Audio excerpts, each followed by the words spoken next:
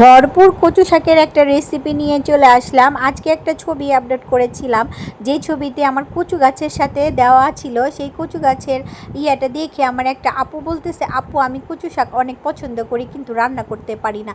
আপু আমিও রান্না করতে পারতাম না, আমি কিন্তু আমার শাশুড়ি মার কাছ থেকে শিখেছি। তো আজকের রেসিপিটা আমার ওই আপুটাকে ডেডিকেট করে দিলাম। তো আপু তুমি এভাবে যদি রান্না করো তাহলে কিন্তু অবশ্যই খেতে পারবা, আর খেয়ে অনেক মজা পাবা।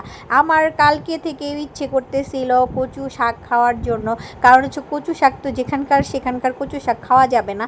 এই জন্য আমি ভাবলাম আমার বাড়ির আঙিনায় যেই কচু শাকগুলো ছিল সেই কচু শাকগুলো উঠায় নিয়ে আসার জন্য। তো নিয়ে আসলাম, আমার খুবই ভালো লাগতেছিল কচু শাকগুলো কাটার জন্য।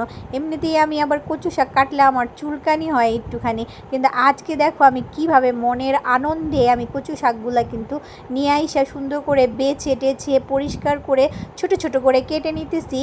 আর আমার কিন্তু খুবই ভালো লাগতেছে। কেটে নেওয়ার পরে আমি এই কচু শাকগুলো সুন্দর করে একবারে ধুয়ে নিব, 4-5টা ধোয়া দিয়ে নিব। তারপরে মনে করো যে এই কচু শাকগুলো একটু লবণ ছিটা দিয়ে গ্যাসের চুলায় কিন্তু আমি এই কচু শাকগুলো একটু সিদ্ধ করে নিব।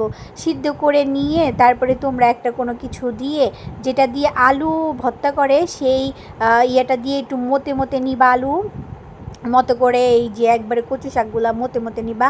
মতে মতে নেওয়ার পরে তেজপাতা গরম মশলা সব কিছু দিবা। এটার মধ্যে একটু ডাল ফোড়ন দিবা, মানে কি ডাল মেথি যেটাকে বলে সেটা দিবা, শুকনা কাঁচামরিচ, তারপর হচ্ছে কাঁচামরিচ, এগুলো দিয়া সুন্দর করে একটু ভাজা ভাজা যখন হয়ে আসবে তখন কিন্তু তুমি এই কচুর যেটাকে একেবারে ভর্তা ভর্তা করে রাখছো সিদ্ধ করে, সেই কচুটা কিন্তু এটার মধ্যে দিয়ে দিবা। দেওয়ার পরে সুন্দর করে একদম কি জানি কয়, আমি কিন্তু এটার ভিতরে সরষের তেল দিয়েছি। তো সরষের তেল দিলে কি হয়, খাবারের টেস্টটা কিন্তু অনেক বেশি বাড়ে। হ্যাঁ, তেজপাতা তো অবশ্যই দিবা, ভাজা ভাজা করবা, দেখবা হয়ে গেছে।